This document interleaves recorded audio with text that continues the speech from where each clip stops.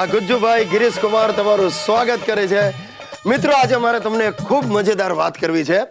એ ગિરીશિયા, બંધ કર. આ તારી બગ સાંભળીને લોકો બોર થઈ ગયા છે. એ લોકોને હવે મારી કવિતા સાંભળો. ખબરદાર, આ બધા સંસ્કારી કુટુંબો છે, એમને તમારી સસ્તી કવિતાઓમાં રસ નથી. ખબરદાર કે બોલ્યા છો? તારા બાપને ના પાડે છે. તું નાનો હતો ને ત્યારે તારા કર્કશ ભેકડા મેં સહન કર્યા હતા, ભૂલી ગયા? ત્યારે આપણે બંને નાદાન હતા. હવે હું સમજુ થઈ ગયો છું. ચૂપ રે ડોબા, તું મારી આ ફિલોસોફિકલ કવિતા સાંભળીશ ને તો તારું જીવન સુધરી જશે. અરે તંબુરો ફિલોસોફિકલ નબળી કવિતાઓ લખીને માજીઓને પટાવો છો. તું તારા બાપની હવે ઇજ્જત કાઢવાનું રહેવા દે. તમે લોકો સાંભળો ને નક્કી કરો કે મારી આ કવિતામાં કેટલું ઊંડાણ છે. તમારી હવેલીનો હું ઓટલો છું, તમે કેરી હાફૂસની ને હું ગોટલો છું. કેવી લાગી? અરે લાગી નહીં, લમણે વાગી.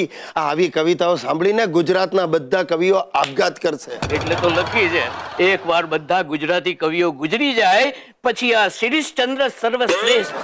તમારા શયનગૃહનો હું ખાટલો છું, તમારા શયનગૃહનો હું ખાટલો છું, તમે છો પથારી. અરે બસ કરો, મારી પથારી ફેરવી નાખશો. ચૂપ થઈ જાઓ તમે. શું માંડ્યું છે પોતાની સામે તમે? દર્શક મિત્રો, અમારો લગ્ન વાંછુક લુખેશ હોંશે હોંશે ધંધુકા ગયો સાર્વજનિક શાળાના શિક્ષિકા સંધ્યાબેનને મળવા, પણ મોઢું કાળું કરીને પાછો ફર્યો. થયું એવું કે હરક પદુડો લુખેશ જેવો વર્ગમાં દાખલ થયો કે લપસ્યો ને પડ્યો સંધ્યાબેનના ટેબલ પર. હવે ટેબલ પર કાળી સાઈનો ખડિયો ખુલ્લો હતો. એ ઉછળ્યો અને સાઈ પડી લુખેશના મોઢા પર. મોઢું કાળું થઈ ગયું. વર્ગના છોકરાઓ બધા ચીચિયારી પાડવા માંડ્યા, ગોરીલો ગોરીલો. સંધ્યાબેન ડઘાઈ ગયા. રાક્ષસ જેવા લુખેશને જોઈને એમણે પ્રતિજ્ઞા લીધી કે હું આ જીવન કુંવારી રહીશ. અને અમારો લુખેશ ભગ્ન હૃદયે પાછો ફર્યો. તેરી ગલીઓ મેં ના રખેંગે કદમ આજ કે નહીં લુખેશ, નહીં. જો મારા સમચે ચૂપ થઈ જાય, એકદમ સારું લાગે. આ નહીં કરવાનું આવું.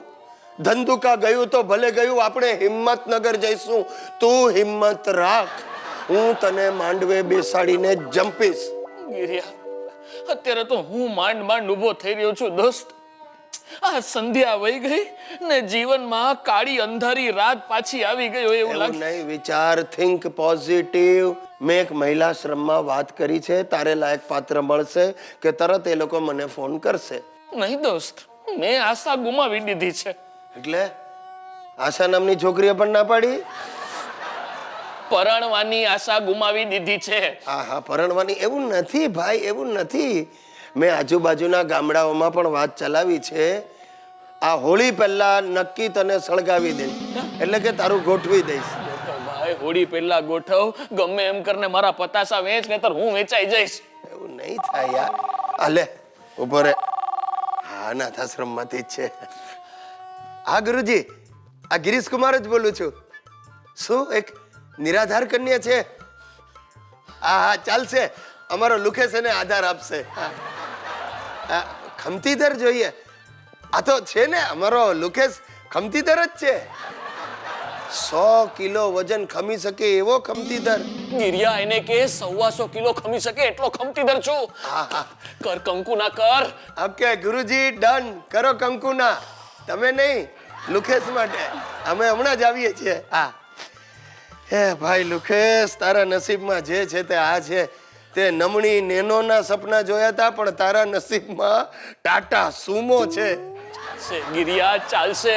હવે તો કરેંગે યા મરેંગે. મરશે.